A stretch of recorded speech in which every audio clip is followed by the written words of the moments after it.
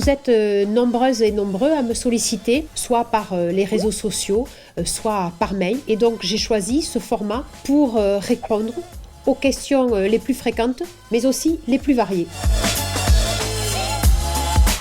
Cette ouverture, elle n'a pas été trop préparée. Dans tous les cas, mes agents et l'ensemble des élus régionaux, on va tout faire pour que cette rentrée se passe le mieux possible en assurant la sécurité de nos lycéens, mais également des enseignants et des personnels dans les lycées.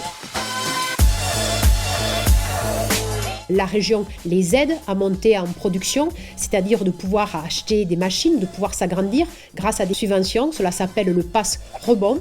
Et puis, nous faisons aussi en sorte d'être clients de ces entreprises locales pour pouvoir apporter plus de masques à nos populations et en particulier à ceux qui sont le plus exposés.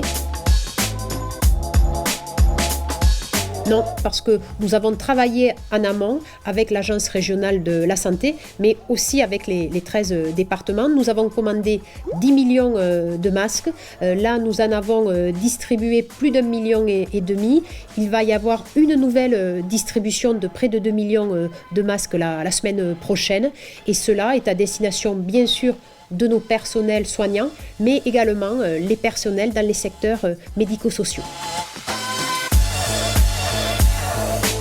Le plan d'urgence actuel est pour les 2 prochains mois, c'est-à-dire jusqu'à début juin. Si le confinement devait vraiment se prolonger sur juin-juillet, ce que je ne crois pas et ce que je n'espère pas, nous voterons un dispositif complémentaire, mais cela voudra dire aussi qu'il va falloir changer d'échelle, aussi bien avec les aides de l'État que les aides de la région.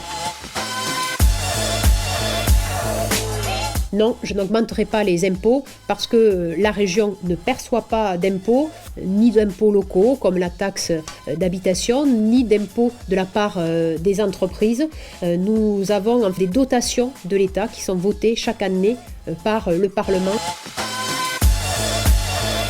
Ça me change beaucoup parce que j'étais souvent en déplacement sur les 13 départements pour aller à la rencontre des 6 millions d'habitants. Donc c'est un vrai changement, mais en tant que citoyenne, je respecte bien sûr les consignes.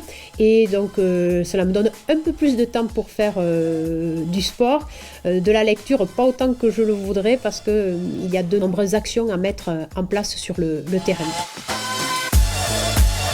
Ma lecture du moment, ça s'appelle L'inspiration occitane et c'est un court livret de Simone Veil.